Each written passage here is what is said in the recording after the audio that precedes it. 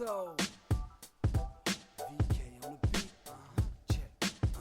I'm in Toronto where you wanna get the city love. I'm from Toronto where you wanna get the city love. I'm in Toronto like we wanna get the city love. My city love me back for my city love. Welcome to episode 1504 of Toronto Mic'd, proudly brought to you by Great Lakes Brewery, a fiercely independent craft brewery who believes in supporting communities, good times, and brewing amazing beer.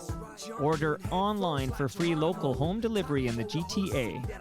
Palma Pasta. Enjoy the taste of fresh, homemade Italian pasta and entrees from Palma Pasta in Mississauga and Oakville. The Toronto Maple Leafs baseball team, the best baseball in the city outside the Dome. I'm there July 7th, 2 p.m. Mother Nature be damned. RecycleMyElectronics.ca. Committing to our planet's future means properly recycling our electronics of the past. Season 6 of Yes We Are Open, an award-winning Moneris podcast hosted by FOTM Al Grego. And Ridley Funeral Home, pillars of the community since 1921. Today, returning to Toronto Mike to share up to 10 great stories not shared the first time he visited is Rob Salem. Welcome back, Rob. I am so happy to be back. Now, where's Rita? Okay, I was, this was in my calendar as the Rita Zekas Toronto Mike debut, but you are Rita-less. Yes, I am Rita-less. Unfortunately, she's cat sitting, and with a very sick cat that had a stroke. Oh, you know, that's a good excuse. So she's taking care of the cat, but she really wanted to do it, and we are funny together. Well, listen, no, so we'll do a rain check. Absolutely. Or doing she that. apologizes and says, come back. She wants to come back. So, you know, we could have just had you come back with her, but then I thought, since I actually had my Sunday recording postponed due to rain, I was supposed to be at Christie Pitt Sunday, and then the rains came down and I postponed that. And then I had a surprise episode recording yesterday, and I won't disclose who it was, but basically he couldn't do it, which is a sad story unto itself to be told at a later time. But you, Rob Salem, you're here to tell me stories, and it wasn't that long ago you made your Toronto Mike debut, right? Less than a month ago. That's right, and I enjoyed it immensely. I particularly enjoyed the lasagna. So, do you want another one? Oh God, yes. We lived for like 3 days on the last one. You know what? I bet there's a lot of good food in the large lasagna, and I have one in my freezer for you, so you can bring one home to Rita. And then when Rita comes for her debut, and you'll get another one. Like that's 3 lasagnas. Wow. That'll bring her here if nothing else. And if you're, the sick cat, and I feel bad for the sick cat, but if this cat is anything like Garfield, right? Yeah. They're going to be lasagna fanatics. Oh, yeah. Well, lasagna and cats. they it's a match made in heaven. Okay. So no Rita. We have Rob Salem back. I'm going to read the description, and then I'm going to set this episode up. But I did bring a couple of audio nuggets from last episode, so this is going to be a nice experience for you. But you were here May 14th. Yeah. Episode 1489. And in that episode, Mike chats with Rob Salem, who spent 40 years writing about entertainment in the Toronto Star. He also played the minister who married Spike and Snake on Degrassi. And did I mention he snorted coke with Mel Gibson? So those are a couple of stories. So we won't hear the Mel Gibson coke story because that's in episode 1489. We're going to hear news stories today. News stories. But before we get to the new stuff, I do have a clip. I pulled a clip because I was blown away by that fun fact you shared. So let's listen to this. Do you, Christine Nelson, take Archibald Rupert Simpson to be your lawfully wedded husband? I do. And do you, Archibald Rupert Simpson, take Christine Nelson as your lawfully wedded wife? I do. And by the power vested in me, I now pronounce you husband and wife. You may kiss the bride.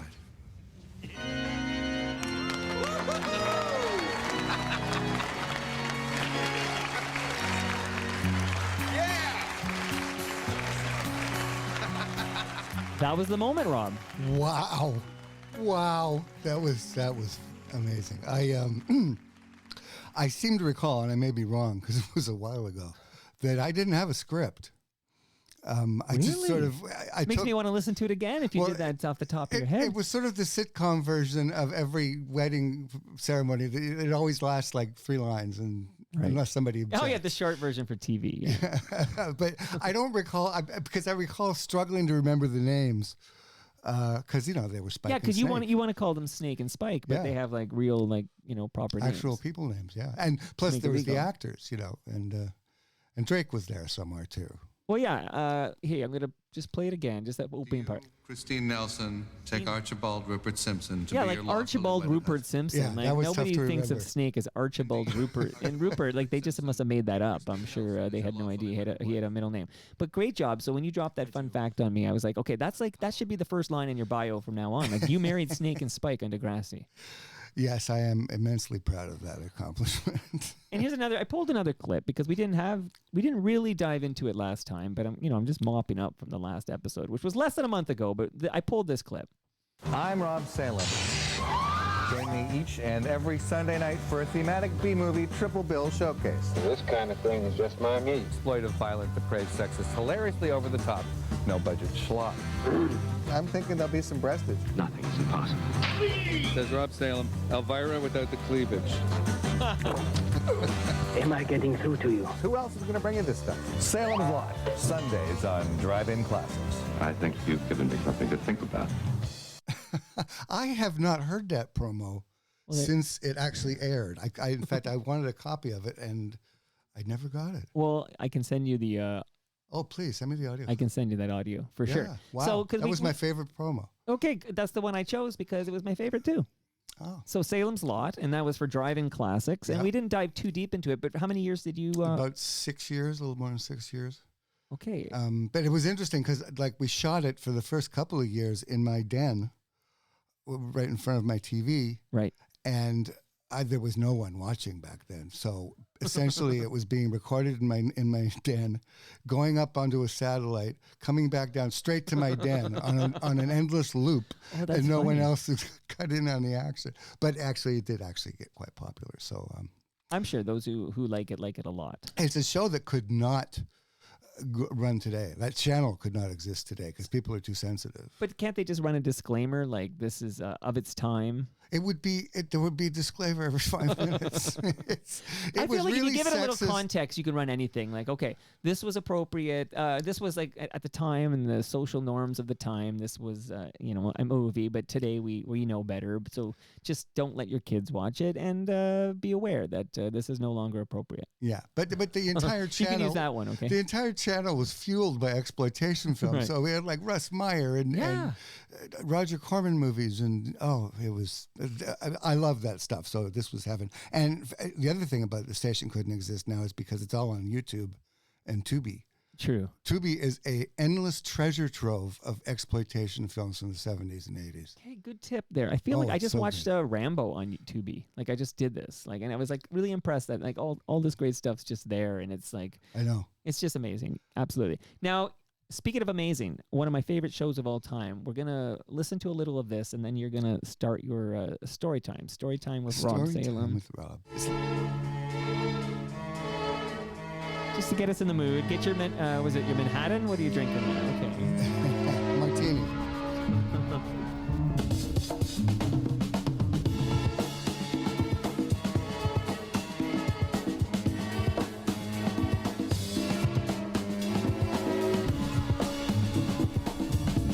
All right, Rob, you're going to talk to me about Mad Men, the launch party, all your Mad Men related stories. But what did you think of the series? I loved the series. Absolutely loved the series because that was, my youth, my childhood youth, wasn't it? I'm only 66.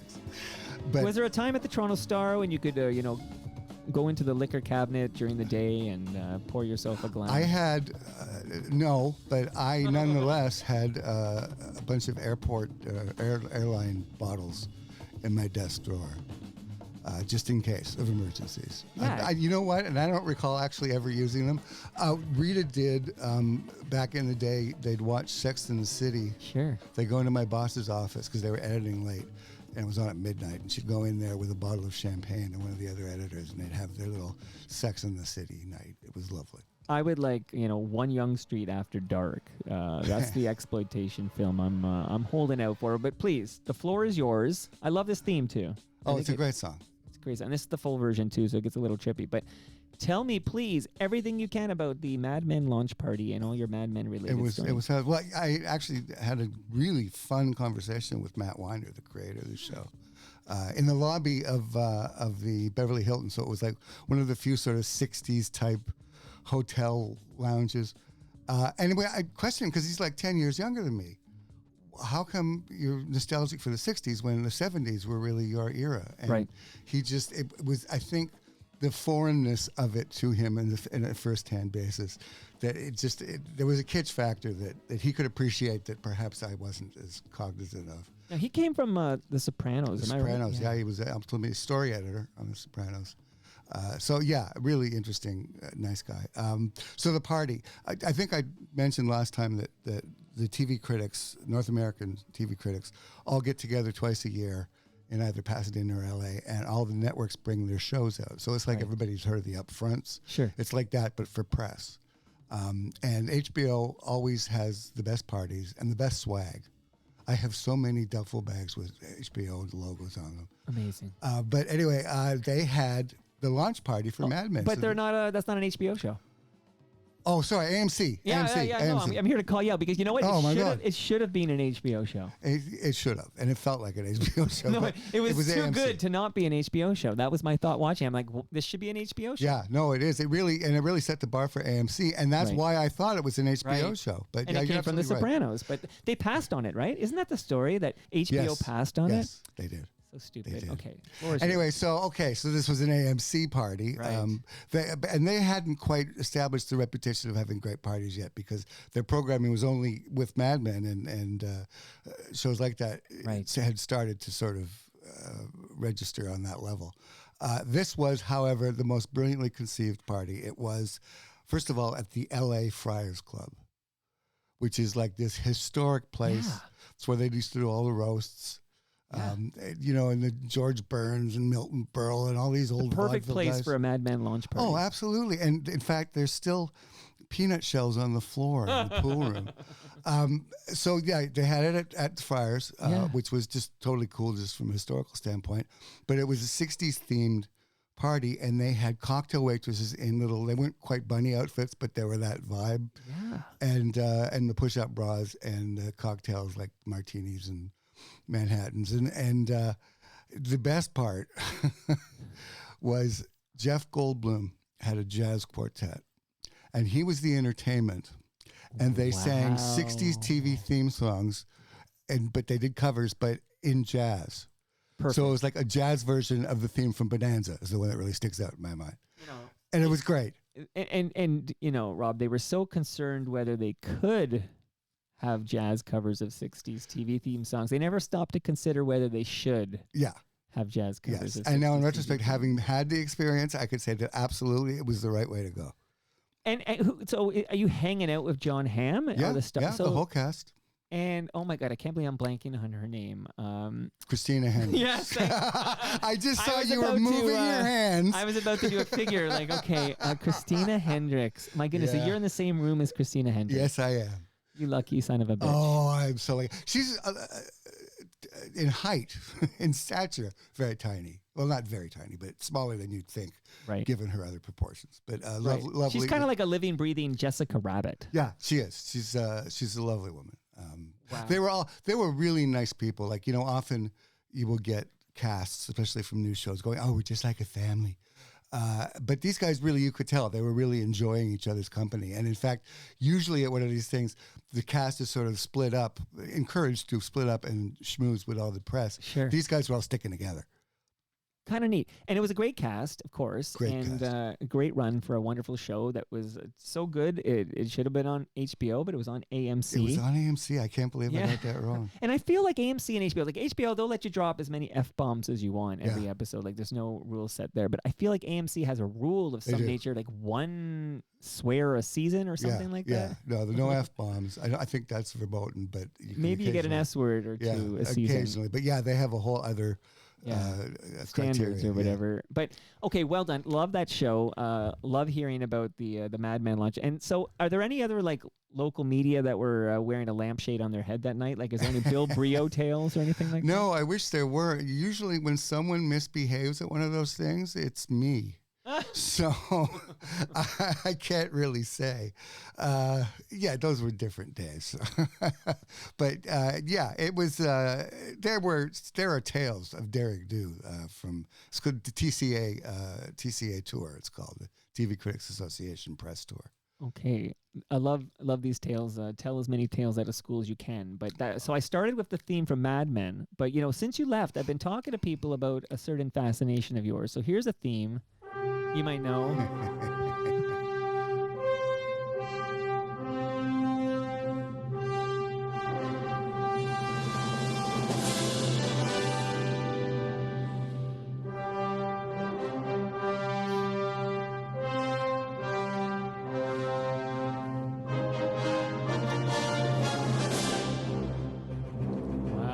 This John Williams guy is pretty good. Okay, yeah. So let's talk about this lifelong obsession of Superman and how it intersects with your professional life. But before you begin, I'm going to tell you, a gentleman came over since you were here.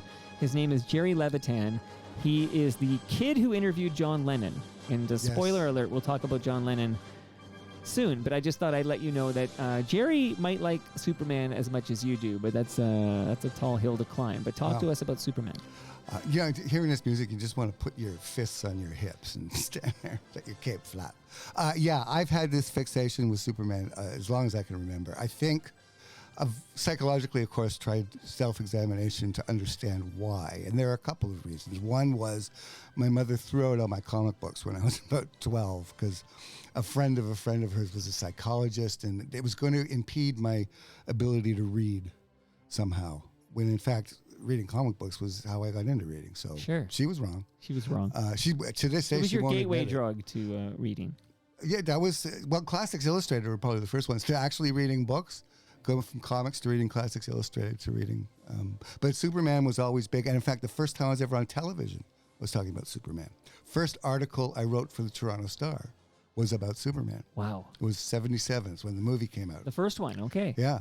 And and I've got a Superman tattoo. I have a Superman collection of memorabilia. I have a 1-inch swatch from George Reeves' Superman cape. This is the original Superman. George Well, Reeves. no, actually not the original. The original was Kirk Allen Okay. in the serials. George Reeves was his TV Superman. Gotcha. So you have a piece of his cape. I have a piece of his cape, a 1-inch swatch, signed, authenticated, not signed by him, obviously, but authenticated by the Superman Museum of Metropolis, Illinois. Well, that's amazing. Again, we discussed in your initial visit that you ended up at the Toronto Star, which was the inspiration for the newspaper. Yeah. So there's just a huge tie-in to the Toronto Star is a huge tie-in to Superman lore anyway. Yeah, the Daily Planet was originally the Daily Star based on Toronto Star.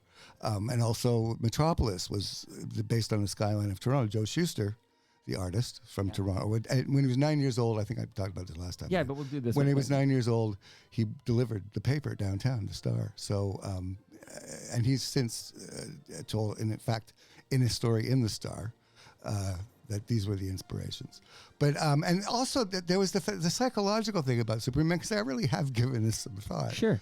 And he's the ultimate outsider. I mean, he's the ultimate immigrant.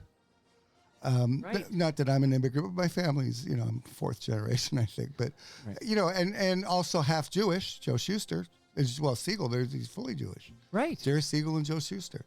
So half Canadian, all Jewish. He's Superman. Plus, it's such a cool costume.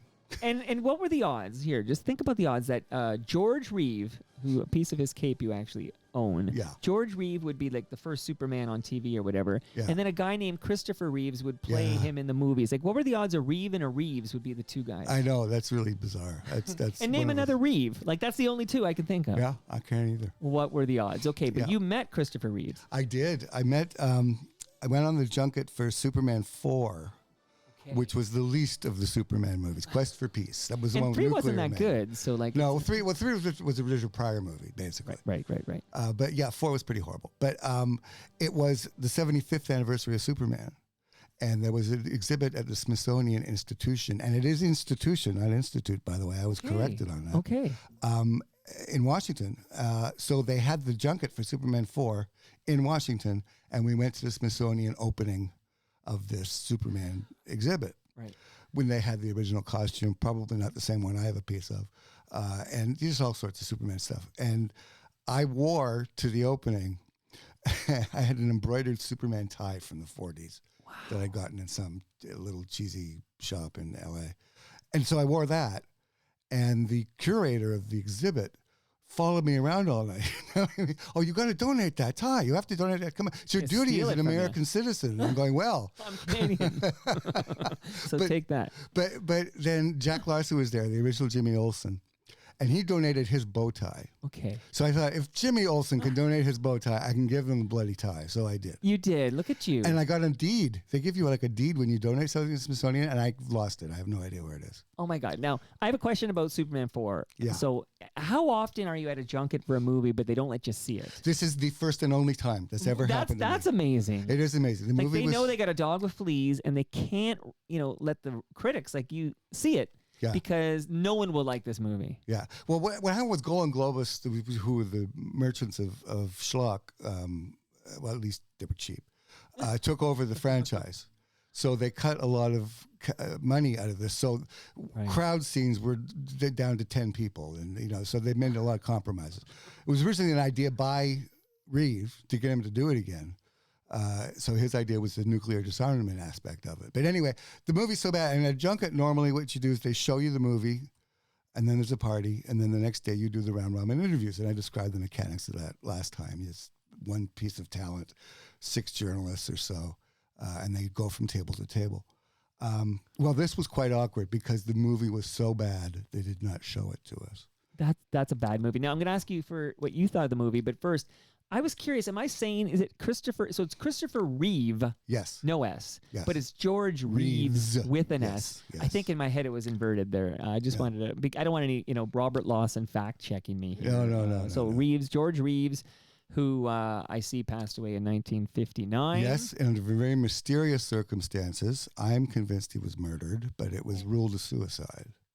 There's a whole story there. But the movie Hollywoodland basically deals with Okay, there's that. a whole episode there. But okay, Christopher Reeve, you met him. I met him, and again, this was his idea, the nuclear disarmament part of it. So, well, yeah, what did you think? Because you're a diehard Superman fan. I hated it. You hated it. Okay. It was, I mean, there are moments of the first Superman movie I hated, like when he throws a huge cellophane S shield at somebody. I mean, just, or rebuilds the Great Wall of China with his eyes. I mean, I object to when they stray that far from canon, but but they're all Superman movies, and he was so good in that role. Yeah. I mean, he was incredible in that role. Absolutely. And another also dies tragically. So there's seems to be a Superman curse here. Yeah, but that's often the talk of that. But think of how valuable his life became in the wake of that, how the fundraising he did and the advocating for disabled. And it was, he was quite a man, and there's a new documentary being released. Probably going to save it for around the time that the James Gunn Superman movie comes out, but it's called Super/Man, the Christopher Reeve story. And now I'm remembering his wife died tragically, very young, of lung cancer, as I recall, and she was a non-smoker as well. Yeah. And just sad all around what happened there. Yeah. No, the Superman curse. It's something that's talking. I mean, it doesn't seem to be hurting. What's his name? Henry Cavill. That guy, yeah. Handsome guy. They're all handsome. They're all handsome guys, except Dean Cain, who played him on TV, turned out to be a jerk. So no, he is a jerk. I've seen his online social media stuff. He's a jerk, but a handsome jerk. Yeah. Brandon Roth was a good Superman and a good guy. Nice guy. All right, we need more nice Superman. We'll pluralize it here. All right, here, let's listen to a little bit of another theme song here.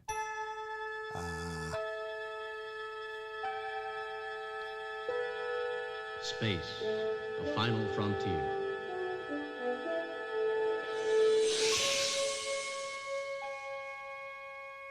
These are the voyages of the starship Enterprise. Its 5-year mission, to explore strange new worlds, to seek out new life and new civilizations, to boldly go where no man has gone before.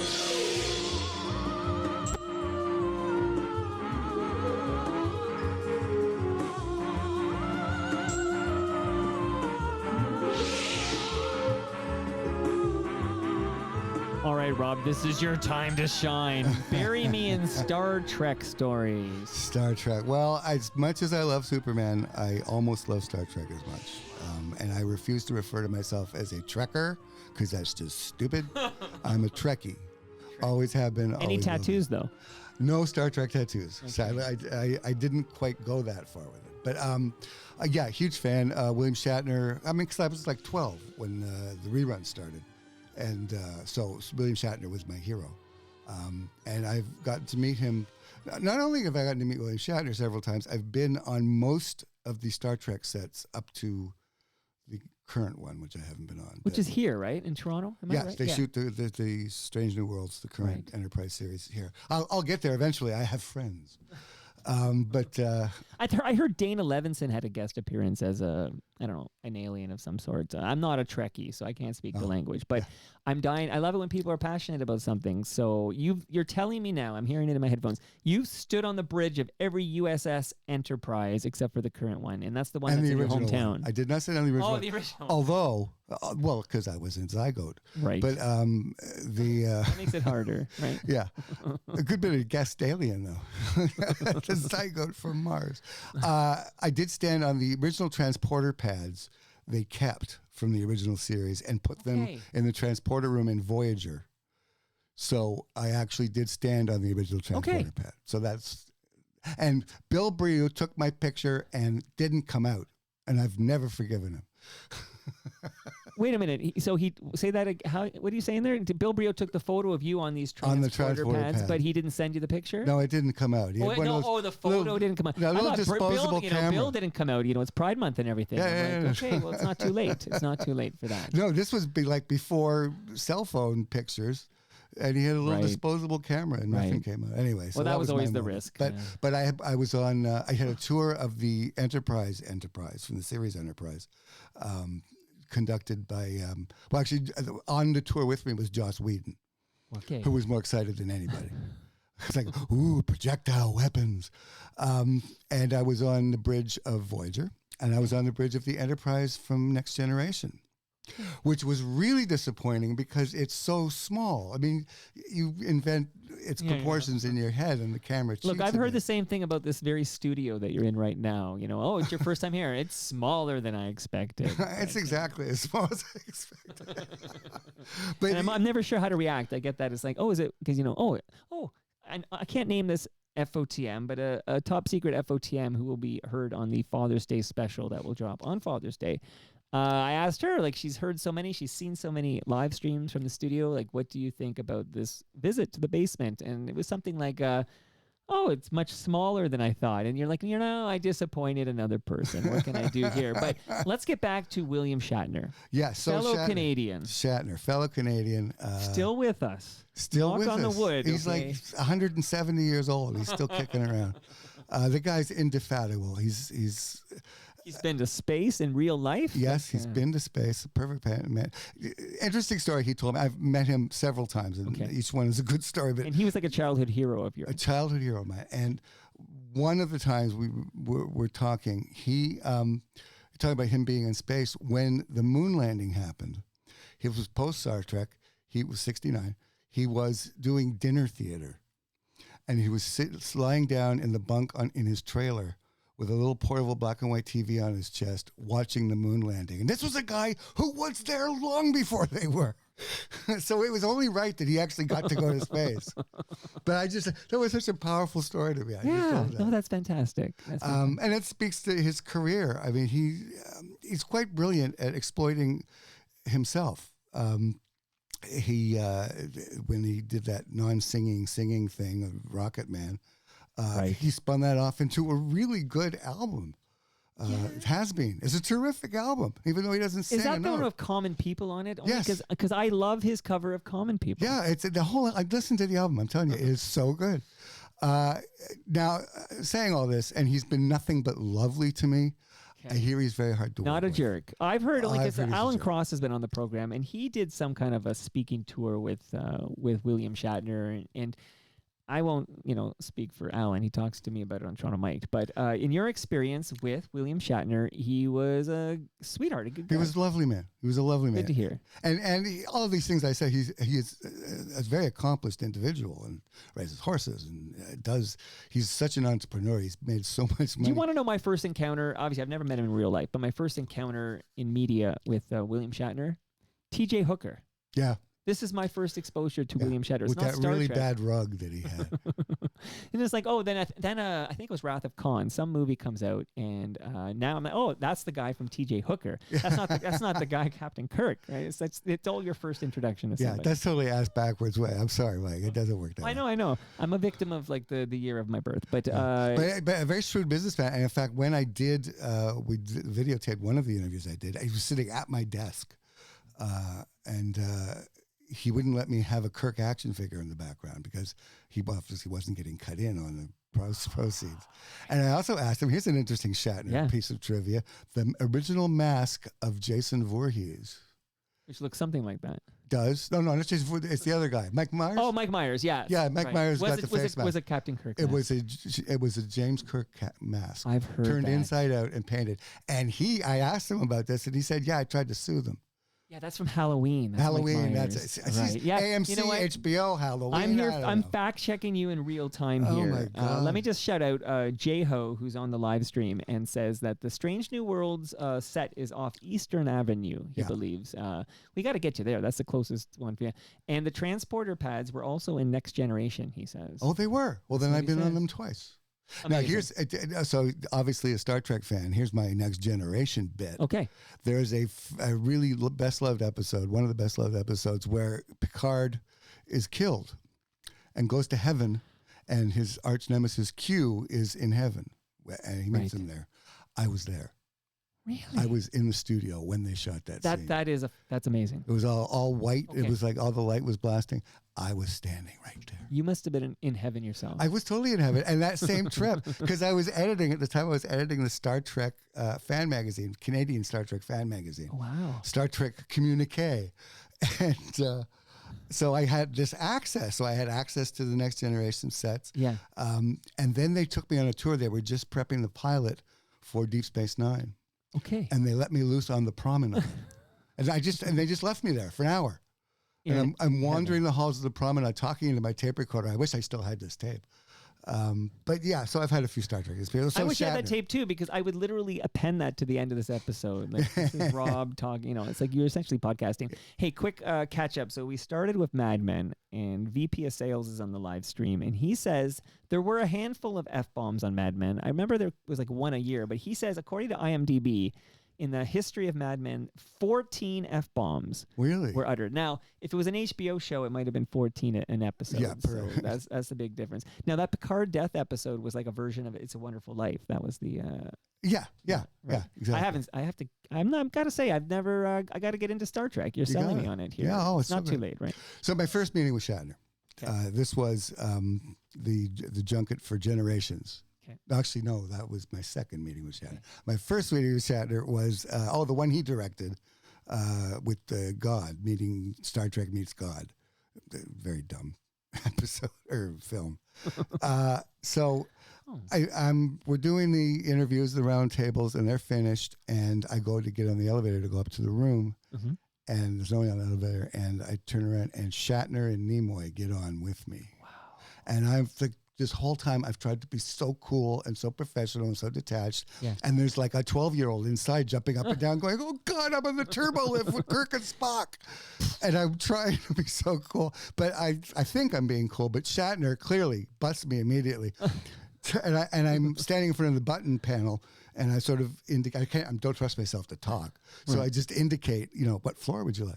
And Shatner looks at me, looks at Nimoy, looks back at me and goes, bridge. It was so great. That's amazing. But you were his ghostwriter, right? I was his ghostwriter. They made him editor of The Star for a day. Oh, and he came into town. He was doing a one-man show. Right. And so they took the opportunity. I don't recall them ever doing this before, but they must have at some point. But they made him editor for a day. So he had to write an editorial. So I basically just sat and talked with him for like an hour and a half, and then took that Sure. and turned it into his editorial. But I did ghostwrite for William Shatner. Oh man. Yeah. Between your Superman stories and your Star Trek stories, you're a happy boy here. Okay. I am happy boy. Now, speaking of happy boys, what can you tell me about Shelley Winters? Well, it's not. I gave you this title, The Capacious Underpants of Shelley Winters, because that's what we refer to this story. Well, I was as. afraid to call it by its title. I wasn't sure of the context. Capacious just means large. It's a big one. And I only use it because that was when we were going to do a podcast. That's what we were going to call it, The Capacious Underpants of Shelley Winters. This is the story that comes from, and I'm going to leave out names because I think. Can I guess the names? Are they famous people that you're leaving out, or No, just no. okay? They're not famous, but No. it doesn't matter. Okay, don't. But he may. I think he's still alive, and it would be embarrassing for him. So. Okay. We would occasionally get freebie hotel nights at different occasions.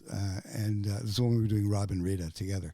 Wow. And so at this one particular hotel, downtown hotel, which was frequented by celebrities at the time, everybody stayed there, had a resident butler who took care of the celebrity clientele. And so we knew him over the years, and we're staying there, and he starts coming over and bringing these magnums of champagne that guests have left for him as a gratuity. Right. He's got a whole fridge full of them. At one point, he drags us over to his place because he's living in there and in his room, and it's just the fridge has always got big champagne bottles in it. Anyway, we went to his room because we couldn't get him out of our room. You know, we figured we could always leave. Right. But he and we got progressively drunker and drunker and drunker. Right. And I think he had a little crush on Rita. He's German, by the way. So he was singing. This resident butler had a crush on Rita. Yeah. And he started singing German operetta. and then he had to leave. And this is where Shelley Winters comes in, because he had to leave to go wash Shelley Winters' bloomers. So he excused himself, it loaded, came back and continued to drink. And then at one point, he started to get really kind of weepy. And I'm thinking, oh, this is like the beginning of the end, please. Right. And finally he brings out a photo album, opens a picture, and there's a guy standing in front of a big car. And he says, "My father was Goebbels' driver." Wow. You know what? He's basically confessing here, like cathartic for him, probably. It was a big moment. But I'm like, if my father was Goebbels' driver. Wow. That was quite a moment. Wow. Okay, and it all ties back to Shelley Winters' underwear. Yeah. Well, that was that was sort of our reference point for that thing. But that's what we were going to call. But our that's podcast. amazing that the resident butler. So Shelley Winters was staying at this hotel at the time. Yes. Of course, I guess. Everybody. Why are you washing her bloomers there? Okay. No, she came specially. I like that name, The Capacious Underpants of Shelley Winters. Yeah, you never know where that story's going to go. We were going to call the podcast that, or This Is Why We Drink. Or my father was Goebbels. How do you say that? Goebbels? How do you say that name? Because the German G-O-E. Goebbels. Goebbels. Okay, you know. That's Goebbels' driver. That's funny. Okay, now we're gonna do another story. Then I'm going to shed out some partners, and then I'm going to play a song that will lead to yet another story. These are going wonderfully. But tell me, if you don't mind, about the Golden Globes. The Golden Globes. The Golden Globes were like the most corrupt thing, the Hollywood Foreign Press Association, and the most corrupt organization in existence. They, it was basically people from foreign papers who lived in LA, who were based in LA. And if you've ever been at a press conference with these people, they ask the stupidest questions.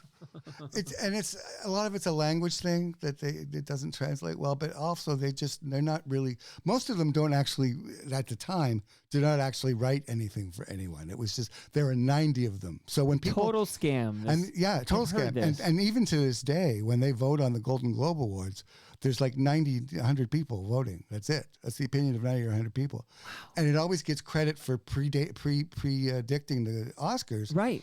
Because basically these people live in Hollywood. They hang out. They get the scuttlebutt. They hear what's got hot. And they usually nominate it. Now, they will nominate things that are not hot or would. Again, they've apparently cleaned up their act, but it's going to take some time. No, I mean, there was one year they didn't even air this thing because they were cleaning up their act. Because they were cleaning up their act. Right. Because they got busted because their longtime publicist went public with all the scamming that was going on. But you could have gone public with all this. Come on. I did go public with it, and I got banned. I was never allowed to come back. Wow. I knew that the Golden Globes had lost their credibility They made Pia Zadora the most promising newcomer of the year. And then many years later, Cher had a movie, Showgirls. I think no, it wasn't Showgirls, but it was a stripper movie or something, striptease. Striptease. No, that was Demi Moore. Yeah. It was some Cher movie, and it was Cher strippers. movie. Anyway, Right. they paid for the entire Hollywood Foreign Press to come to Vegas and see Cher's show. She was in residence then, and put them up in the hotel, a luxury hotel, and there were all the perks and that. Funnily enough, Cher got nominated for that movie. Wow. What do you know? It's called Burlesque. Yeah. Burlesque, that's it. Thank you. I had to Google it. My memory is just so good today. But so it works, and I was in a lot of Greece with Harvey Weinstein, and you could buy a Golden I can Globe. imagine. And it's weird how people looked at, because when I was growing up, and well until very recently actually, they always said, you'll get a clue as to who's going to win the Oscar by what happens at the.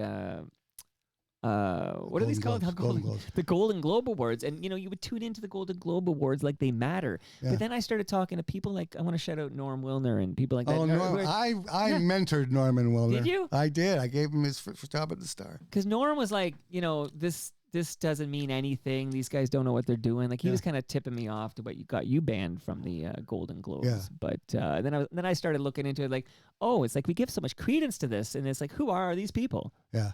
They're desperately trying to get some cred now, and they may achieve it. And they do, to their credit. I don't know where they get all this money from, but they have many foundation donation thingies. So I don't know how it works, but they are trying to clean up their act. But they, so Burlesque is an example of where they were out to lunch, but they typically got it pretty close. Well, they're plugged into the buzz of what's going on. So, because they're hanger-outers. Right.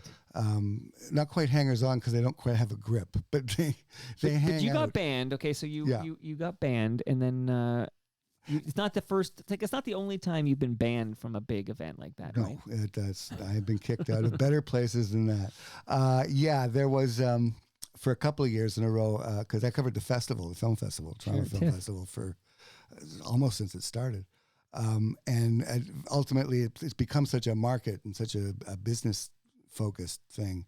Vanity Fair would start to have parties. Vanity Fair has this famous Oscar party every year, and the Vanity Fair party was a big deal. And I got invited to the first one, and it was great. But I started shooting video with my phone. So I was And that's uninvited. not allowed. No, that is not in the. What happens at the TIFF Vanity Fair party stays at the TIFF. Well, Vanity no, Fair it's not party. so much that. It's that they've given the photographic rights to somebody. Oh shit! Of course. Yeah, so they sold it to People or something like exactly, that. or Style or one of those stupid magazines. So so I was taken off the list. But my managing editor, having heard this story, next year, he got invited, but he wanted me to go sneak in. So he gave me his ticket and his ID and his press pass. And did it work? Not in the list. Is it because I didn't get past the doorman. Because you don't look like your managing editor. No, it did not work. It did not work. But what happens when you get caught trying to sneak into a TIFF Vanity Fair party? Well, the local security would be fine with it because I knew all of them. And you were at the Star, right? It's not like you're, Joe Blow's blog or whatever. Well, the Toronto Film Festival, despite its heart of gold, became less and less about Toronto as it got more and more popular. Right. So, they would cordon off the Canadian press at a party. That's a little holding disappointing. area. Yeah, so that stuff's not new. So Vanity Fair was mostly about inviting all the people who were in town from the studios and talent. And, right. And as I said, they had their own photographer covering it. Sure. But it was a great party. So you couldn't even empty a champagne glass. You would get it like 3/4 full, and someone would come along and freshen it up. That's the sign of a good party. Oh, so my between the butler at the hotel and the Vanity Fair party, a lot of free booze flowing. A lot of champagne. We had a lot of champagne in our lives. So before I ask you about Cannes, you say that's how you say it, right? Cannes. Cannes, yes. See, look at that. I'm learning here because I didn't call it cans, everybody. But I am going to give you cans. See what I'm doing here, Rob? I'm going to, you got the booze flowing at all these events you go to, now I'm giving you cans of Great Lakes beer. Oh, this is much better than champagne. Much better. That's the champagne of South Etobicoke. That's what we say here. Delicious. I'm telling you, I've enjoyed. You know what? I was out, I had a little bike ride this morning, biking my kids to school, and I kind of was wearing like a hoodie and shorts, and I was thinking, I might need gloves out here. Like it felt like a winter. Like it's so freaking cold. But there has been some nice stays lately where I've enjoyed some Sunnyside session IPAs outside in the sun, and there's nothing finer. So get your ass to Great Lakes Brewery and pick up some fresh craft beer. I recommend the Sunnyside session IPA. But you're already getting your Palma Pasta lasagna. You've got more beer. More beer. And you got a speaker Party. last time, right? I did get a speaker. Okay, have you I've used it. have you subscribed to season 6 of Yes We Are Open from Moneris? Oh yeah, of course. Of course. Okay, I'll quiz you on it right now. No. But Al Grego is an award-winning podcaster, and he tells great stories of small businesses and their challenges and how they overcome adversity. And I love this podcast, and Al does a great job. So everybody should subscribe to season 6 of Yes We Are Open. Okay. And you got the measuring tape from Ridley Funeral Home? I used that the other day too. Love it. All this stuff is See, coming in Rita's so gonna get all useful this in my stuff life. when she comes over. She'll get her own measuring tape, and she can measure anything she wants. Oh boy, she'll be so thrilled. Teaser with that one. And recyclemyelectronics.ca. I'm sure I told you about that last time, but Yeah. that's how you get your get rid of your old tech, your old devices, your old cables. You go to recyclemyelectronics.ca, get them properly recycled. And I just want to send a message out to the listenership. So 2 Sundays in a row, I've had plans to record live from Christie Pitts during Toronto Maple Leafs baseball games. And 2 Sundays in a row, it poured rain. One Sunday, they literally canceled the game. They didn't cancel the game this past Sunday. I actually went as a spectator, had a good time with Blair Packham. Shout out to Blair Packham. But I did not record of Mike Richards because of the rain. So July 7, everybody, this is a long-winded way of saying July 7 at 2 p.m. If it's not thundering and storming outside, I'll be recording live from beyond the left field fence with Mike Richards and others who will drop by. It'll be a great time. July 7th, come see me at Toronto Maple Leafs baseball game at Christie Pitts. You got that, Rob? I got it. I'm there. You're there. Okay. And one last thing here. I have a great book that was published independently, so self-published by Bruce Dobigan, who's an excellent sports writer, and his son, Evan Dobigan. It's called Deal With It. It's the trades that stunned the NHL. I remember from last time that you don't give a fuck about hockey. Right, Rob? I am not a sports guy. All right. You know what? You don't have to take that book, but hey, I got to mention it. And again, no money changed hands in this particular deal. I just want the world to know that It's a Bruce very has a great attractive book. It's a good-looking book. The cover is very nice. Very nice. Deal With It. The trades that stunned the NHL. If you love hockey, you will love this book. Bruce and his son Evan did a great job, and they self-published it, and I wish them nothing but the best. You went to Cannes. Yes. You mentioned Mike Richards. I mentioned the other Mike Richards, the former Kramer. I actually knew Michael the Richards, real. his book just came out. Oh, really? Yeah.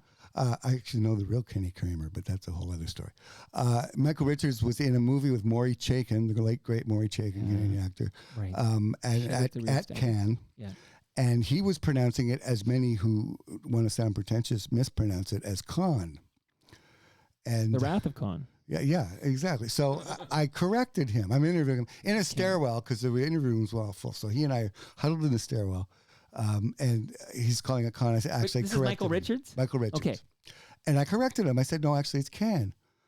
Well, he said, well, they told me in Nice that it was Khan. He said, well, I know it's Nice and not nice. That's true. At least he didn't say the N-word, so he's made progress there. Yeah, and yes, exactly. And then we finished, and I said, well, say hi to Maury for me, because I knew Maury quite well. whale music. And he says, well, I know it's Maury and not Murray. I liked him in UHF. I loved UHF. Wasn't that great? That was a great movie. Conan We the don't need no Librarian. stinking badgers. The whole thing. I'm a Spatula City, as I recall. Oh, it was a great movie. I was always a Weird Al fan from Dr. Oh, me Demento too. on Chum FM. I listened to Dr. Demento, and Huge I loved Al it. fan. But- I saw Al and Cyndi Lauper on a double bill at the Masonic Temple. Oh my God, 888 Yonge Street. Yeah. They're having concerts there again. I was just at a show. It's a great concert venue now. But before that Bullard guy ruined it. It's great now. But did you ever appear on Mike Bullard's show? I did, and I actually got to meet and hug a lion.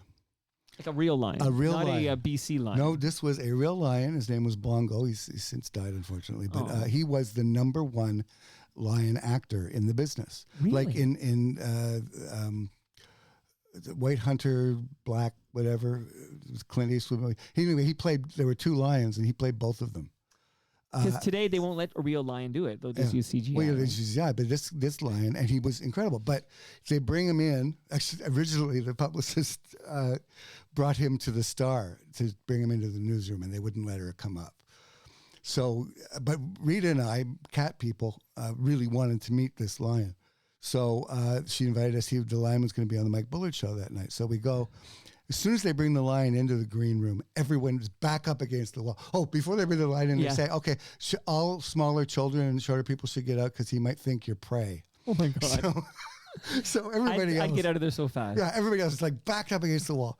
And incautiously and perhaps unwisely, Rita and I, as soon as we see this beast come, we're not running over. We came over slowly. Right. And said, can we hug him? Yeah, sure. So we got to hug this lion. Wow. Oh, and you hear this. I thought it was a purr, but apparently it's some other vocalization, but it comes right from his chest. And you just hear it. Oh, God, it was life-changing. It was just life-changing. And spoiler alert, Bullard was not devoured by this lion, was No, he? but he was terrified. He was terrified. Apparently, they brought the lion out on stage, and it sort of put its front paws up on the desk, and Bullard just ran. Do you know who worked on this? So this Bullard show, this is the version that was on CTV, right? Not the global one. Okay. Yeah. Ben Mulrooney worked as an intern on this show. I had a private chat with Ben about his Bullard show memories. It was quite something, and maybe one day he'll come on the show and share those stories. Ben and I and Seamus O'Regan, who's now a politician, sure. And a couple other people were on a show that shot there at the same the Masonic Temple building called The Couch. And it was like, geez, I wonder whatever happened to those other guys on that show. I mean, Mulroney had a career. My last guest prior to you was an MP. So Friday, Charlie Angus came over, who is the punk rock politician. He's an MP, although he's not running next federal election because he's going back to his roots, and that's quite the episode. Listen to that on Friday. Oh. Okay, so Michael Richards, who does have a new book because he's been making he after the N-word incident, he canceled himself in his words, which is a preemptive strike really, and he laid low, but he's put out a book, a memoir of some sort, and I noticed he's doing a little press, and all anybody wants to talk about is like, what were you thinking when you were on stage, right? So it's like, I'm thinking about him, if he came on Toronto Mike, that would probably be my first question too. It's like, you can't, it's like the 900-pound gorilla in the room. Yeah. Like, okay, so. No, you got to ask him about it. What were you thinking? And the apologists have said he was trying to be edgy. It was an edgy joke. Edgelord. It wasn't. He was just being a jerk. I mean, well, I can't say that. I wasn't there, but No, it's almost like he took on like a persona, and I don't know I don't know the man at all. The video?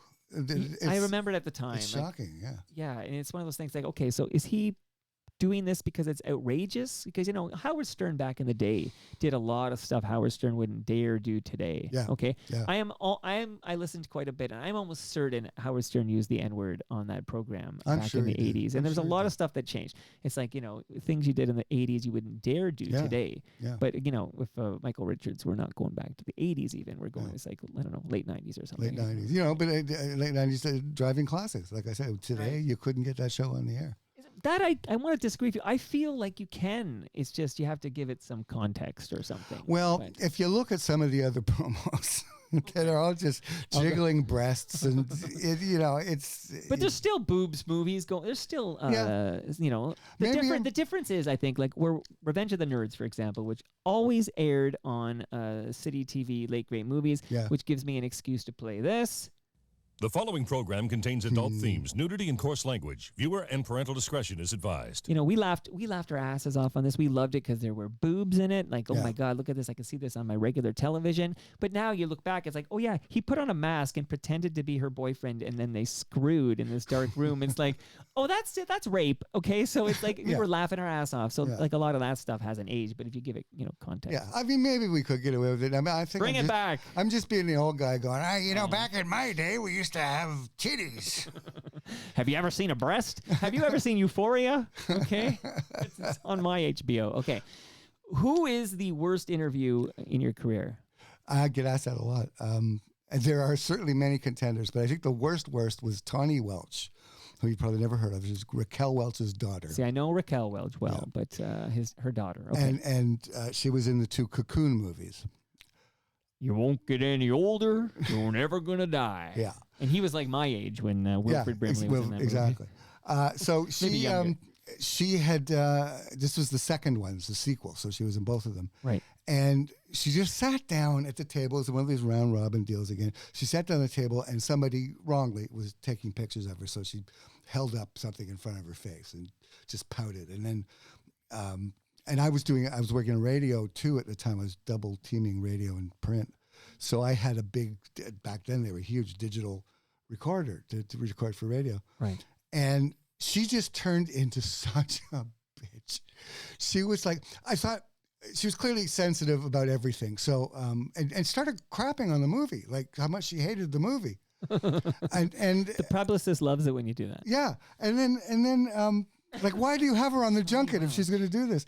And then I tried to find something, because it was an awkward silence at this point. Yeah. Nobody wanted to ask her anything. I said, well, I thought this was the safest way to put this question, because I knew she'd hate it.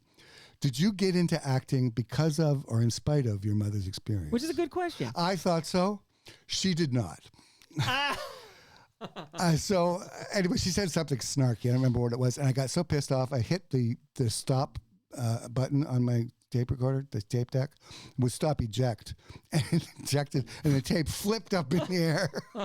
It came clattering down. I was like, I think I've made my point. All right, Tawny Welch, bad interview. Whatever became of Tawny Welch? Do we know? I don't think she worked again, because right after the next day, she was on Letterman crapping on the movie. So I don't think she worked again. Sounds like she would have had a great podcast, though. Lots of real talk in that. Yeah. podcast so you're Tawny Welch. That's like my my Molly Johnson episode. If you're ever bored, listen to people. Not a week goes by that somebody doesn't tell me they just heard the Molly Johnson episode of Toronto Mike for the first time, and they feel a need to talk about it. So if you're bored with Rita there, stick on Molly Johnson's Toronto Mike debut. Okay. There's marching orders. Okay. I'm going to play a little song, because it's been a while since I played a cut. We got the Madman. We got a lot of themes, but this is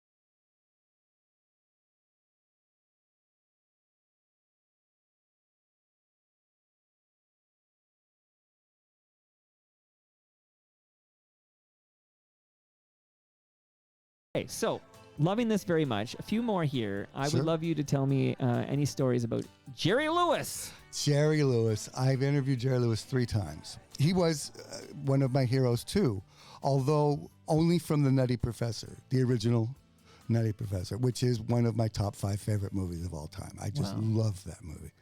So he was my hero for that. And the Martin and Lewis movies I also loved. Sure. So I have to interview him. He's coming through Toronto for a film, horrible film based on a Kurt Vonnegut story called Slapstick. The book was called Slapstick. The movie was called Slapstick of Another Kind.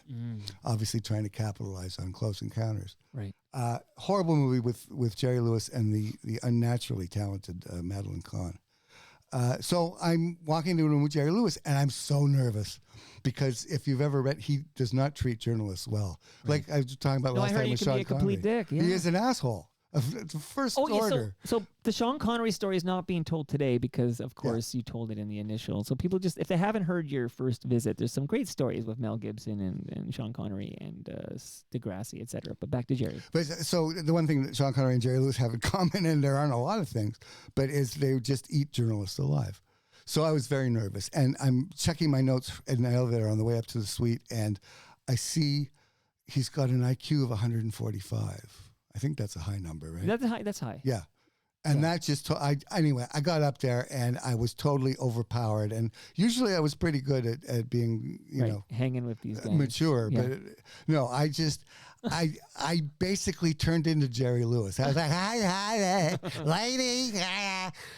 It was horrible. It was a horrible interview. And for youngsters who don't really know that character, Professor Frink on The Simpsons is based on this Jerry Lewis thing with the flipping. And yeah, you gotta, if you know Frink, then you know what we're talking about there. And a great Seinfeld episode, right? With the shoes and that was for the Jerry Lewis thing. That was Mel Torme, though, who was in the Old Comes Back to Kramer. He just had dental work done, and Mel Torme. I never saw that one. I love Mel Torme. You got to watch that episode. That's a pretty good one. Anyway, so my second Jerry Lewis, wanting to to make up for the last time. Not that he would remember, but I did. And this was really touchy because he was doing a tour of Damn Yankees, and it was coming to Toronto. But he was in Detroit doing it before. So I had to go to Detroit to interview Jerry Lewis. So first of all, I'm terrified to be in Detroit to begin with. And Jerry Lewis is staying like an hour out of town because he doesn't want to be in Detroit either.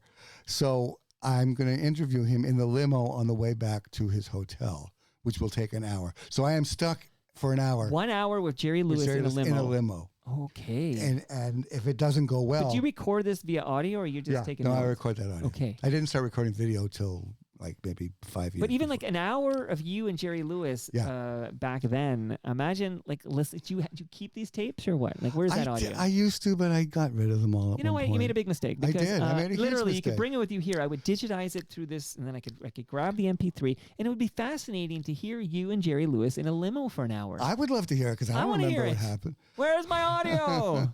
The one good thing about when they brought in video stuff, when you had to start taping interviews, is I've got, and you asked me where I could be found online. I forgot to mention, I've got a YouTube channel, Rob Salem 1, and there's like 100 interviews on it. Okay, so Rob Salem and the numeric 1 on YouTube. Okay, good. So all that stuff's there. Good. Not Jerry Lewis, unfortunately. No, because you didn't save that tape. Anyway, I kissed his ass for an entire hour. I researched so hard. I found out, for one thing, he was one of the best trick gun jugglers in the world. Wow. Okay. Yeah, like who knew that? So I did you ask him about that movie we've never seen? Is it the Holocaust movie? Yes, I did. The Day the Laughter Day the Clown Laughed. Or the Day the Clown Laughed. No, the Day the Clown Cried. Something like that. Something like that. Apparently, the moratorium on it being released is up, and it's going to actually release soon. There is a large chunk of it that was like, I think, a Danish or documentary that had a lot of footage from it that was shot on the set. But no, it has not. Harry Shearer from The Simpsons has seen it. Oh, yes. He has seen it. So it exists, and it is going to come out eventually. But I did ask him about The Day the Clown Cried. Yeah, Day the Clown Cried. I've asked about everything. I asked him a lot of stuff about Dean, because Dean Martin was the coolest man ever born. Right. And then I threw in stuff like the gun juggling, and he loved me. He signed a keychain, like a special Jerry Lewis official keychain, and a hat, and he Okay, so if we're loved keeping me. track at home, the first interview with Jerry Lewis, you embarrassed yourself, but the second one in the limo went well. He loved me. Because you kissed his ass. I was saying you kicked his ass, but you kissed his ass. I kissed his ass. But of course, you couldn't leave on that high note. No, the third one. And this was after he had gotten into trouble for suggesting that a woman reporter he didn't like at a press conference was perhaps having her period. Oh. Just charming man. Oh, my goodness. And just the third time, I felt like I was something he'd scraped off his shoe. He was just rude and dismissive and just didn't like any of the questions. He was horrible. He was as horrible as we have later learned he was all the time. But that one magic limo ride was enough. And I got a really good picture of the two of us together. He posed with me. So Okay, good. And you kept that. I kept that. That I kept. I would have that as the photo that accompanies the audio you didn't keep, but I can't drop as a top secret episode. Now, you mentioned last time you were on Toronto Mike, which was less than a month ago. This might be the quickest return, but you used Rita Zekas as the bait and switch. I know what you're doing here, Rob. She doesn't actually exist. You know, I'm starting to think you don't even know Rita. I don't believe you know her, but you mentioned you had met most of your heroes. Yes. And we talked about a few of them, but John Cleese. Yeah. Monty Python's own. Yeah. A couple of times I interviewed him. It was great. There's a great, again, I have a good picture of him and I, and 'cause he's like 6'7" or something. Wow. And we're both sitting on opposite ends of this coffee table. You're a tall guy. Yeah, I'm 6'2". That's why you keep hitting your head down here. I was 6'3", but I shrunk. Anyway, so there's this shot of the two of us with our legs up on the table. It's just this wonderful. Anyway, I have some great photos. I interviewed him for a couple of things. One was when they did the third attempt to do an American version of Fawlty Towers, which was with John Larroquette and Joe Beth Williams. Oh, I remember this. Yeah. Yeah, and he was an honorary, obviously, producer on that. So we talked about that and how it wouldn't translate to America, and it didn't. But they never knew what to do with it. Like one of these attempts to adapt it, they put it as a vehicle for B. Arthur. So they got rid of Basil Fawlty and kept the female character and made it B. Arthur, and that was Fawlty Towers in the States. But it's interesting how some British shows do come over and are big deals, like The Office and what wasn't Friends based on? Friends was based on. Yeah, like there's a few that were kind of based on British success stories, and then some that were big in England, and then over here like a lead balloon. Coupling or Couples, I think was the British one. Yeah. Yeah. And then they tried to do it in another reversal. They tried to do an Americanized version of that, and God, it was anyway. And the snake. So yeah, John Cleese was wonderful, absolutely wonderful, and I wanted. I heard he might be a little cranky. He can be cranky, but I kind of like cranky. Yeah, I like cranky, but also you're both there for a reason. I mean, it's a great artifice. It's a job. And you're there to get stuff that you can use, and they're there to promote whatever they're promoting, and when it exceeds those barriers, it never goes well. But I wanted to know about Fawlty Towers because it's like the best sitcom ever, ever, ever. And he talked about how they did it, and they, like most shows, do index cards with plot points and arrange them. But and I used to teach this, Fawlty Towers did a whole class on it where at Humber. Yeah. We would connect the different plot threads, and they would combine and resolve each other, and it was just the way. And they would take like weeks to do like one show, and he co-wrote it with his wife at the time, Connie Booth, who played the maid, and they did like 6, and then they were off for like 2-3 years. They didn't do another one, and in that period of time, Connie Booth and John Cleese got divorced. Right. And in spite of that, they got back together and did 6 more episodes. Worked together as writers and as actors. So clearly it was a fairly amicable divorce. Although I asked him at one point, I thought this was so clever. I said, were you able to work out some of your marital issues, the two of you, portraying this relationship between Basil and Sybil Fawlty, the worst couple ever? And I didn't say that, but I did ask him if they were able to work out their marital issues. Right. And he just looked at me like I was insane.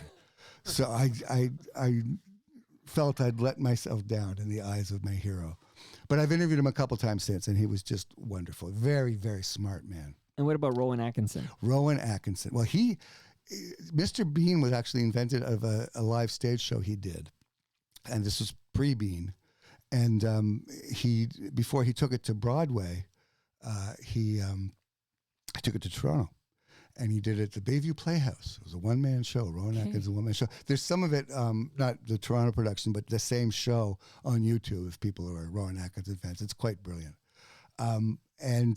So I interviewed him for that. And the poor guy, he was totally jet-lagged. I got him like right off the plane. And he sort of half dozed through this interview. But he remembered it. And years later, when he came back to Toronto, and Mr. Bean was a huge international hit, and he did a public appearance for the video release at the Eaton Center, and it was mobbed. Like it was scary Day of the Locust mobbed. And then they usher him back into the back room, and I'm just sitting there with him, and he's trying to overcome. He's just trying to deal with it. He's never had an experience like that in his life. But he did say something really interesting to me, because the two shows that he's known for, Blackadder and Mr. Bean, they're very different schools of comedy. One is the very physical, nonverbal slapstick, which is, of course, very internationally successful because everybody gets it. Right. And then Blackadder, which is very idiomatic. It's very insult comedy. It's quite sophisticated humor. Sarcasm. It's big on sarcasm. So I kind of asked him about that. I said, it's interesting. I said, I was talking about how the facility he had with both of those disciplines. And he said, actually, it's interesting because really the only other person that's been said about, he said this in a much more modest way, but that it was also true of Peter Sellers. And I said, right, of course, yes, Peter Sellers was, you look at Being There, and then you look at The Mouse That Roared. Sure. The other interesting thing was that they both were obsessed with cars. Okay. With race cars. And it all comes back to John Lennon now, because I saw Peter Sellers in the Get Back documentary by Peter Jackson. So. Yeah. Okay. Very good. Now, last time you were here, I think you were just finishing up your run at Humber College, and you weren't coming back. So, how are you feeling about that? Just you wishing you had a Humber College to go back to in September? Yes, in a lot of ways, yes. And I haven't totally given up on it coming back eventually. But I've sort of come to terms with it. It was interesting. I got to do the Toronto Jewish Film Festival, which was last week. And they asked me to moderate a panel for Less Than Kind, the terrific series with Maury Chaykin, who we just talked about. Yeah, Jesse Camacho from that program. And Jesse was been there. Down here. Yeah, Jesse's a great guy. Yeah, great guy. So he was there, and Brooke Paulson, who was also in it, and the two producers. And Mark McKinney was on Zoom, looming over us godlike. The thinking man's kid in the hall. But running that and sort of, it kind of brought all of the skills that I used as a teacher back into play. And I'd done stuff like that before, moderating panels. But this one was just so much fun, and it got me all enthused again. So, yeah, I think I'm going to be looking for something like that. I feel like, how Bill's got the old 16. Like maybe you guys combine and you have these events or whatever. I don't know. There must be a way to combine your knowledge of TV history, and you were a professor of TV history at Humber College, and his, you guys would make a good team. That's a frightening concept. Look, I would be your target audience. Okay, if it's the Brio Salem program here. Okay, we're gonna do one last show. That's one last show. We're going to do one last story here, and then we're going to take our photo. But don't leave without your palma pasta. But before we get to the last story, just to let you know, I love hearing a good story. Like you've lived quite a life. You've got great stories. You know how to spin a yarn. And other than messing up HBO and AMC, you did a great job. But I corrected that right away. So on your your subway ride home, you weren't going to be haunted when you said, "Did I say HBO? I've lost all credibility." No, I saved you here. But The Men Who Would Be King. Yeah. Well, this sort of, it spins off of the Sean Connery story, because I had set out at one point, I don't know intentionally, but to meet all of the people from my top 3 favorite movies, which were The Nutty Professor, met Jerry Lewis, and Singing in the Rain. And I met Sid Charisse and Donald O'Connor and Debbie Reynolds. Wow. And my favorite movie of all time, Man Who Would Be King. And I had met Connery, but I hadn't met the others. I ultimately met, Rita was a friend of Christopher Plummer's, who was also in the movie. And she took me, we were in Stratford, and she took me to a very boring production of Lear. It was like this minimalist, no sets or props or things. And I fell asleep and started snoring. Oh. And he never forgave me. No, that's I think on his unforgivable. deathbed, he said, that Rob Salem. So I did meet him, but not under the best circumstances. And I got to meet Michael Caine, also another really tall guy. And it was at a party. It was for the opening of Chaplin, the Robert Downey. Oh, yeah, which was good. Yeah, which was really good. And they actually had the premiere in the theater, the old theater that was built for the premiere of Modern Times. And it had since fallen on rough times, and it was all kind of smelly and urine-y, but they cleaned it up a bit, and they had, so there's a scene in the movie where they're showing the premiere of Modern Times in this theater that Chaplin paid to finish so the movie could be there. We're in that actual theater watching this. That was cool. They had a party in this theater, and they were shooting Jurassic Park at the time, so Richard Attenborough was there. Oh, wow. Steven Spielberg was Wow. there, and Michael Caine was there, and the three of them were standing at the party talking. And I sort of edged myself into the conversation, or tried to. Physically sort of moved, whoops, sorry. That's okay. Physically sort of moved into their orbit, and somebody said something funny, and it didn't work. They just ignored me completely. But I stood in close proximity to Michael Caine, and that was good enough for me. What I like about the name Michael Caine is if you say it quickly, it sounds, no, shout out to your good friend Steve Anthony. It sounds like you're saying my cocaine. Yeah. And shout out to Peter Gross and all my cocaine devouring friends. But, you never got to meet John Huston, though. Never got to meet John Huston. I met Angelica Houston, had a good time with Angelica Houston. She was fun. She looks fun. She was fun. She had directed a film she had at the festival, and she was delightful. But John Huston was dead, as was the Singer in the Rain list. I didn't get Gene Kelly because he was dead. Yeah, it's tougher when they're dead. Shout out to Ridley Funeral Home. You got to get a shovel, and you got to go at night, and it's a whole different story to meet these people after they've passed away. But you've met some fascinating people, and you got great stories, and now you've got another lasagna. I am so thrilled. And you're coming back with Rita. Like, you're not just using that as like a carrot. Yes, or but only for the lasagna. We're bored with you already. I haven't even met this woman yet. I'm excited. Okay, so we'll reschedule that. We'll get you back. But Rob, thanks for doing this. Thank you for having me. This is such fun. I love doing this. And I got to play the clip of Snake and oh my Spike God. getting married. That's so wild. I have that on a VHS tape somewhere. I think I'm going to dig it up and go play it. Yeah, revisit it, man. I was watching it, so it's on. I found it on YouTube, the whole episode. Oh, That's where okay. I pulled Well, I that don't from. even have to do that. Yeah, I don't and even I'm have to watching dust it, off the VHS machine. and it's there's Joey Jeremiah's in this. There's a lot of stuff for us OG Degrassi fans. I had him write the story, write a review of it, of the episode, and because I was doing his gig, so I let him do mine. That's fine. Pat Mastroianni? Yeah. Right. Did you ever review the wonderful made-for-TV finale of the original Degrassi called School's Out? No, I did not. All right. If you had, I'd have you back for a 3-hour deep dive into that film. We've done it before. I'll do it again. Thank you, Rob Salem. Thank you, Toronto Mike. And that brings us to the end of our 1,504th show. My favorite number. We just learned Rob Salem 1 is a YouTube channel you should subscribe to. Get more Rob Salem in your diet. It's good for you. You can follow me all over the place. Twitter, Blue Sky, all over the place. I'm at Toronto Mike. You can go to torontomike.com. But much love to all who made this possible. That's Great Lakes Brewery. Subscribe to their podcast, Between Two Fermenters. It's very good. Palma Pasta. I've got a lasagna for Rob, and he's going to get another one when he comes back with Rita. RecycleMyElectronics.ca. The Toronto Maple Leafs baseball team, July 7. It's going to happen if Mother Nature allows it. Moneris and Ridley Funeral Home. See you all tomorrow when we have a deep dive into the band Strange Advance. If you're a Strange Advance head, come on by. We got founding members and everything. That's tomorrow afternoon. See you all then.